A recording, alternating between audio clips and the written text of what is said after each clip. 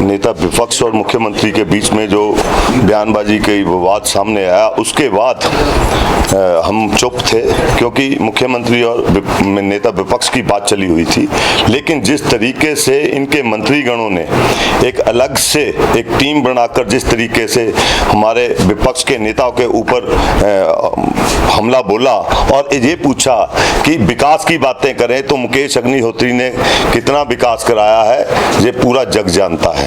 कभी हरोली जाकर देखें, जो बड़ी बड़ी बिल्डिंगें बनाई थी, जो इनके नेतागण वहां पे बकरियां बांधने की बातें करते थे, उसी जगह पर जाकर उनको एडमिट होना पड़ा था कोरोना काल में। और कोरोना काल के दौरान वो बिल्डिंग्स यूज हुई थी।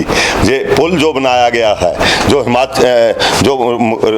हिमाचल प्रदेश में विकास हुआ उस वक्त राजा वीरभद्र की सरकार ने किया, इसके साथ साथ जो हरोली का एक अलग से जो मॉडल सामने आया था, वो विकास देखने लायक था। और इसके साथ साथ मैं बोलना चाहूंगा, जिस तरीके से पठानिया जी और उद्योग मंत्री जी ने बयानबाजी की और चूड़ियां पहनने वाली बात की, तो मैं ये इनको बोलना चाहूंगा, तो अगर ये चूड़ियां पहनने की बात कर रहे हैं तो मेहंदी तो हम लोगों ने भी हाथों में नहीं लगा रखी है, ना हमारे कार्यकर्ताओं ने लगा रखी है। ईंट का जवाब पत्थर से देना जानते हैं। और मैं ये बता देना चाहता हूं बीजेपी के जो नेतागण है कि सरकार आप लोग चला रहे हैं, आप विपक्ष में नहीं बैठे हैं, विपक्ष में कांग्रेस पार्टी बैठी है। अगर कांग्रेस पार्टी विपक्ष में बैठी है तो सवाल करना कांग्रेस पार्टी का हक है और विपक्ष मुद्दों को उठाता है। अगर इन्होंने काम नहीं तरीके से किए हैं, अगर उन कामों को वो जमीन पर नहीं उतार सके हैं, अगर हम वो क्वेश्चंस करते हैं तो इनको उसका जवाब देना चाहिए कि नहीं, ये जो काम है हमने किए हैं, ग्राउंड पे उतारे हैं, ना कि तू तड़ाक की बात पे आना चाहिए।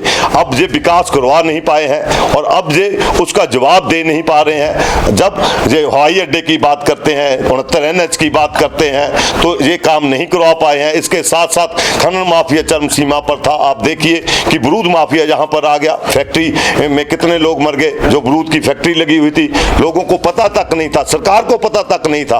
आप ये देखिए कि शराब माफिया किस तरीके से जो हैवी हुआ और खनन माफिया ने तो हद कर दी और इनके नुमाइंदे जो थे उसमें उनका हाथ था, सीधे तौर पे हाथ था खनन के अंदर।